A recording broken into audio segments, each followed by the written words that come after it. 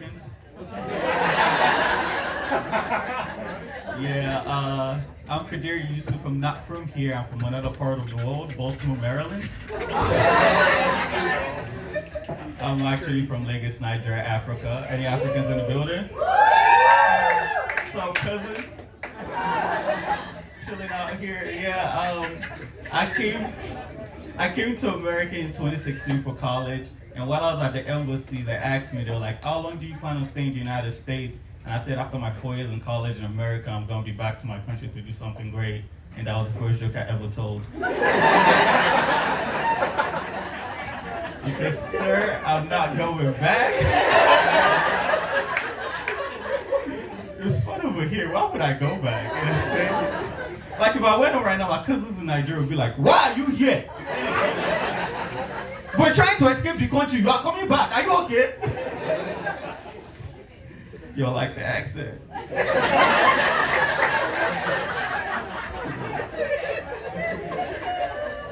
I remember the first time I did this accent at a comedy show, right? A white guy sitting in front of me looked at me and was like, wow, that's a spot on African accent. And I'm like, duh, nigga, I'm African. Like, what you expect, bro? It's like seeing a baby going goo goo gaga and you're going, wow, that's a spot on Bible, baby. Nigga, it's a baby. You know, and but since I've been in America, I've been hit with a lot of culture shock. One of the ones that I first got hit with was very stupid. Like, I remember my first month in America, I just met a new friend and I just told that friend I was Nigerian. And as soon as I said that, this lady interrupted and she goes, excuse me, did you say you were Nigerian? And I'm like, yes. And she's like, you speak pretty good English for a Nigerian. And I'm like, sis, we speak English in Nigeria. Okay, so I do this joke, and every time I do this joke, there's always some parts of the room that is silent, which means some people are just discovering that we speak English in Nigeria. Wow. You see, this was my first cultural shock because I was thinking, according to the American news, only Africa had bad schools. And then I got to America, and then I realized ignorance existed all over the world, especially in some sections in this room. Yeah, man, and like, what? Like, and by the way, what the hell were those videos? With $1, you could save an African kid. Really? $1? 100 pennies can save me? By the way, this is a room filled with people. How many of y'all donated $1?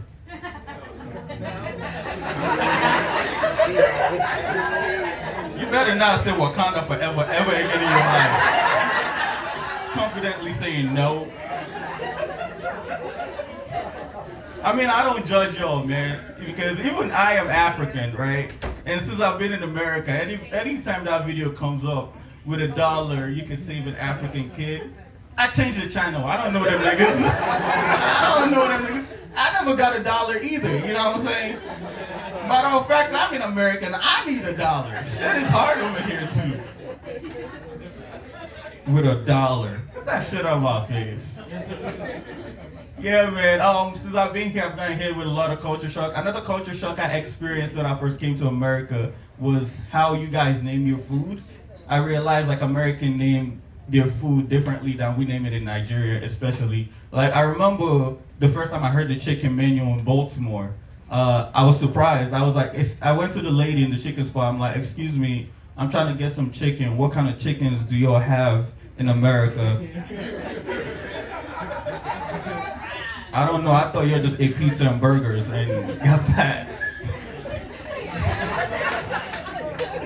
And I'm like, excuse me, what kind of chickens do y'all have? And the lady told me we got arms, legs, thighs, and breasts. And I'm like, arms, legs, thighs, and what? I was still talking about chicken. Because arms, legs, thighs, and breasts sound normal to you because you're Americans, but that sounds sexual up to me, okay? Like, arms, legs, thighs, and breasts, like, what? Like, that don't sound like a chicken menu. It sounds like a Dr. Miami surgery special, okay? Like, arms, legs, thighs, and breasts. Who's the manager? Jeffrey Dahmer? Like, what? Relax, nigga, it's a joke. But like, why do they call it arms, legs, thighs, and breasts? Like, it's called a chicken wing because that's what our chicken flies with. It's called a chicken leg because that's what our chicken walks with. And in my country, we call it the chicken chest and not the chicken breast because that chicken ain't got no nipples. Americans are so horny. Is that true? This guy, man. Anyway, so I chose breasts, you know what I'm saying? Like, let me get 4 titties, you know what I'm saying? I mean, eventually I figured out that there was a wing menu, right? I remember I went to Wingstop. And mind you, another thing is you guys, you like to pronounce things in different ways compared to like every other part of the world. Like, because I saw the menu at Wingstop and I read buffalo wings, right? Buffalo wings, American, potato, whatever. And I read buffalo wings, and my brain went, buffaloes do not have wings. So this must be the biggest wings ever. Yo. So I went to the lady and I was like, excuse me, can I get 1 buffalo wing? And just like you guys, she went, you mean buffalo wing? I'm like, potato, American, buffalo wings. And she's like, okay, and you say you just want 1? And I'm like, wait, there's people who eat more than 1? You know what I'm saying? The confidence of a Nigerian for no reason. Like, we don't know shit and we talking. I'm like, yes! Is there any other person who eats more than 1? And she's like, okay, I'll just show you. And then she brought me a 5-piece, right? She brought me a 5-piece. And I look at the wing and I look at her. And I look at the wing again. And I'm like, you know you could just call this shit tiny wings, right? There's nothing buffalo about this wings. And she explained the sauce to me, right? But that's the thing, man. America just like to confuse us immigrants, right? Like, you guys like to name shit in the way that would just it don't make sense. Like the way you guys name pork. Like, this is how America name pork. You guys like to disguise pork in names pork products in names that don't sound like pork. Like bacon, gelatin, pepperoni. Pepperoni? See, I'm Nigerian and we love spice. Okay, so the first time I heard pepperoni pizza, I'm thinking that shit's gonna be spicy. And then I figured out pepperoni pizza is just pork pizza in disguise. And you know what's crazy? The only food that don't have pork, y'all give it the porkiest name ever. Hamburgers.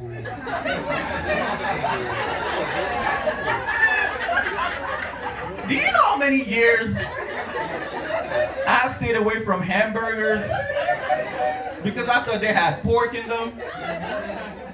And then I gave all my love and attention to cheeseburgers just for me to figure out that hamburgers are just cheeseburgers without cheese. And why the hell do you guys call the root beer? Y'all can just call that shit nasty drink. That's what it is. You know what I'm saying? Oh, man, I need to leave soon, so comedy has been going pretty tough for me lately, man. Yeah, I've been doing comedy for about 3.5 years, and I recently just got my first tripod. You know what I'm saying? Yeah, thank you, tiny people who support over there. I appreciate that. My parents did not do the same thing you're doing, but it's all good.